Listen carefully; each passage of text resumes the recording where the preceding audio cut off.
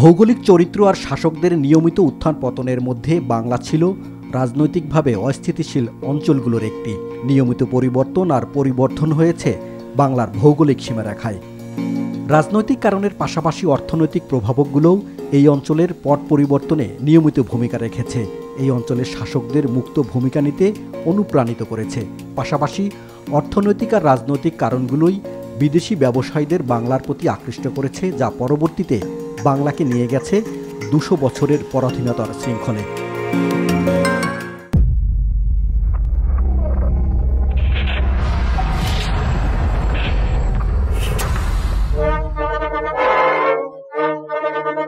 বাংলার স্বাধীনতার সূর্য অস্ত যায় ১৭৫৭ সালে, যদিও বাংলায় কোম্পানির শাসন শুরু হয় তারও এক দশক পরে। ১৭৫৭ সালে পলাশের যুদ্ধে মাত্র কয়েক হাজার ইংরেজ সৈন্যের কাছে পরাজয় হয় বাংলার নবাব সিরাজউদ্দৌলার। যুদ্ধে নবাব সিরাজের পক্ষে প্রধান সেনাপতি ছিলেন মোহনলাল, অশ্বারোহী বাহিনীর প্রধান ছিলেন মীর জাফর। ইংরেজদের পক্ষে নেতৃত্বে ছিলেন কর্নেল রবার্ট ক্লাইভ। নবাব সিরাজের ছিল ৫০,০০০-এর সেনাবাহিনী। তার মধ্যে যুদ্ধে সিরাজের পক্ষে অংশগ্রহণ করেন মাত্র ৫,০০০ সৈন্য। বিশ্বাসঘাতকতা করেন মীর জাফর আর রায় দুর্লভের মতো সেনাপতিরা। বিশ্বাসঘাতকতা করেন উর্মিচাঁদ, জগৎ শেঠ, রাজা রাজবল্লভ, মহারাজা স্বরূপচাঁদের মতো কুলীনরাও। পলাশীর যুদ্ধে পরাজিত হয়ে নবাব সিরাজ দ্রুত রাজধানী মুর্শিদাবাদে ফিরে আসেন, চেষ্টা করেন রাজধানীকে রক্ষা করতে। আমলাদের নিয়ে পরিস্থিতি সামাল দিতে নবাব সিরাজ রাজকোষ উন্মুক্ত করে দেন। আমলারাও রাজকোষ থেকে অর্থ নিয়ে সৈন্য সংগ্রহ করে রাজধানীকে রক্ষা করার বদলে রাজধানী থেকে পালিয়ে যান। পরিস্থিতি নিয়ন্ত্রণের বাইরে চলে যাওয়ায় নবাব সিরাজ ছদ্মবেশে রাজধানী ত্যাগ করেন। নবাব পরবর্তীতে ধরা পড়েন মীর জাফরের পুত্র মিরনের হাতে। মিরনের অনুগত মোহাম্মদী বেগ কারাগারে হত্যা করেন সিরাজকে। কর্নেল ক্লাইভের সমর্থনে বাংলার মসনদে বসেন মীর জাফর। ইতিহাসবিদদের মতে বাংলার স্বাধীনতার সূর্য অস্ত যাওয়ার ক্ষেত্রে ইংরেজ সৈন্যদের বীরত্বের চেয়ে বাংলার সেনাপতি আর কুলীনদের বিশ্বাসঘাতকতার দায় বেশি। দায় রয়েছে নবাব সিরাজের ব্যর্থ নেতৃত্বেরও। প্রসঙ্গত, মীর জাফররা যদি বিশ্বাসঘাতকতা না করতেন তাহলে কি বাংলা স্বাধীন থাকত, নাকি মীর জাফররা বিশ্বাসঘাতকতা না করলেও বাংলা পরাধীন হতো? পলাশীর যুদ্ধের পরপরই বাংলায় ইংরেজ শাসন শুরু হয়নি, বরং পলাশীর যুদ্ধের পরে বাংলার মসনদে বসেন সেনাপতি মীর জাফর, যিনি ইংরেজদের সাথে হাত মিলিয়ে নবাব সিরাজকে ক্ষমতাচ্যুত করেছিলেন।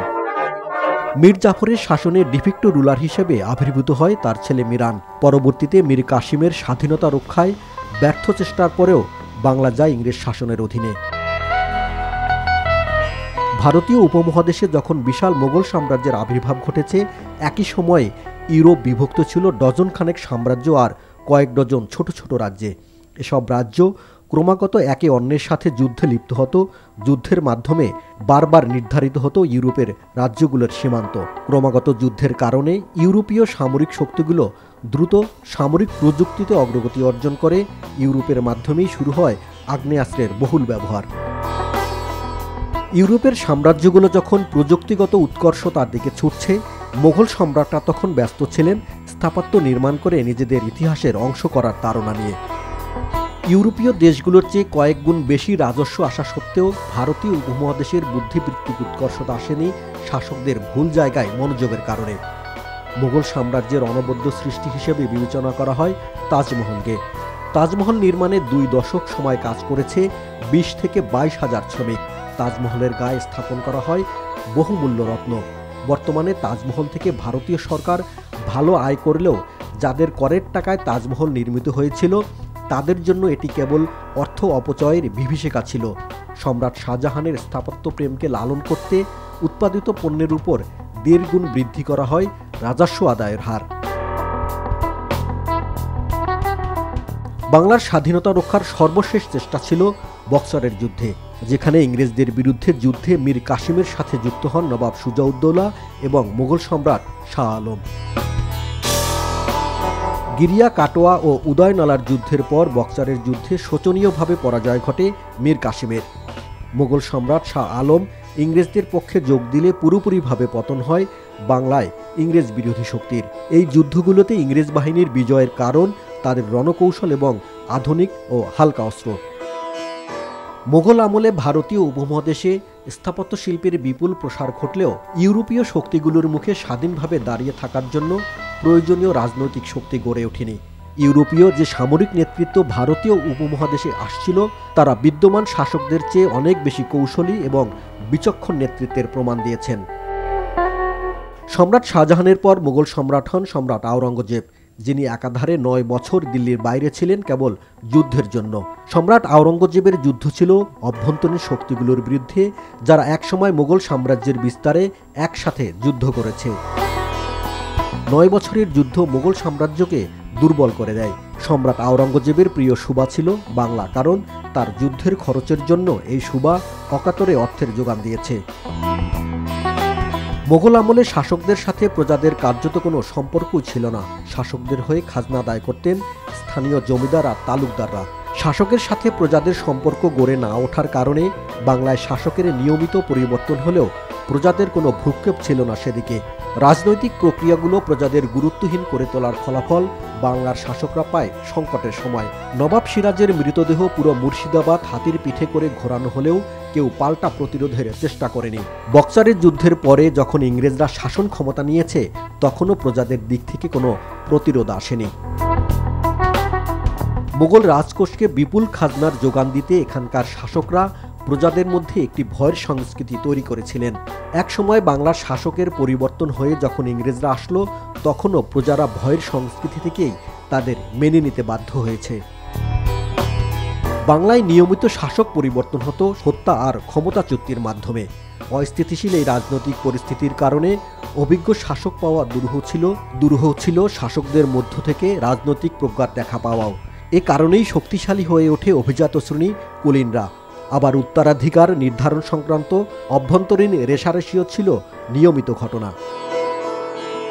রাজতন্ত্রের মধ্যে শাসন কাঠামোতে প্রজাদের অন্তর্ভুক্ত করার যে রাজনৈতিক প্রক্রিয়া আমরা ইউরোপীয় দেশগুলোতে দেখেছি, সেগুলো ছিল না বাংলার শাসকদের মধ্যে। ইউরোপের নগর রাষ্ট্রগুলোতে অ্যাসেম্বলির মাধ্যমে কর নির্ধারণ করা হতো। বাংলায় শাসকরা কর নির্ধারণ করতেন আমলাদের সহযোগিতা নিয়ে। জনগণ থাকতেন এই পুরো প্রক্রিয়ার বাইরে। নবাব সিরাজের নেতৃত্বে রাজনৈতিক প্রজ্ঞার একই ধরনের অভাব দেখা গেছে সামরিক বাহিনীতে ঐক্য আনার প্রচেষ্টায়ও।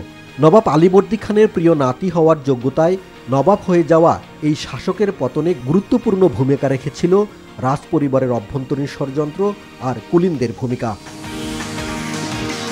প্রতিটি মানুষের কাছে দেশ মাতৃসম।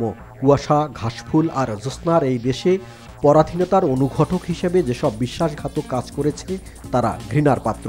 একই সাথে ইতিহাসের ঘটনাবলীর বিশ্লেষণ আমাদের দেখায় মীর জাফররা পরাধীনতাকে ত্বরান্বিত করলেও তৎকালীন রাজনৈতিক ও অর্থনৈতিক বাস্তবতার কারণে দক্ষিণ এশিয়াতে পরাধীনতা ছিল অবশ্যম্ভাবী ঘটনা। একইভাবে বাংলার জন্য পরাধীনতা ছিল এক অবশ্যম্ভাবী ঘটনা। পরাধীনতা এড়ানোর প্রস্তুতি এই উপমহাদেশের ছিল না। এই কথার প্রাসঙ্গিকতা পরবর্তীতে আরও প্রমাণিত হবে আমাদের স্বাধীনতা আন্দোলনের দিকে নজর দিলে। দ্বিতীয় বিশ্বযুদ্ধ পরবর্তী সময়ে ভারতীয় উপমহাদেশে স্বাধীনতা আসে সংঘবদ্ধ রাজনৈতিক প্রতিষ্ঠান ও সংগঠনগুলোর প্রচেষ্টায়। স্বাধীনতা আন্দোলনে গুরুত্বপূর্ণ ভূমিকা রাখে শিক্ষিত মধ্যবিত্ত শ্রেণী। আর মধ্যবিত্ত শ্রেণীর হাত ধরেই রাজনৈতিক সচেতনতার সংস্কৃতি দেশজুড়ে ছড়িয়ে পড়ে। পরবর্তীতে উপমহাদেশের কৃষক শ্রেণীর রাজনৈতিক অবস্থান এখনও স্থিতিশীলতার পক্ষেই রয়ে গেছে। এজন্য ভারতীয় উপমহাদেশে রাজনৈতিক স্বাধীনতার ধারণার বিকাশ ঘটেনি নাগরিক অধিকারের ধারণারও। কৃত্রিম বুদ্ধিমত্তার যুগে জাতিরাষ্ট্রের স্বাধীনতা ধরে রাখতে তাই নতুন করে রাজনৈতিক সচেতনতার সংস্কৃতির বিকাশ প্রয়োজন।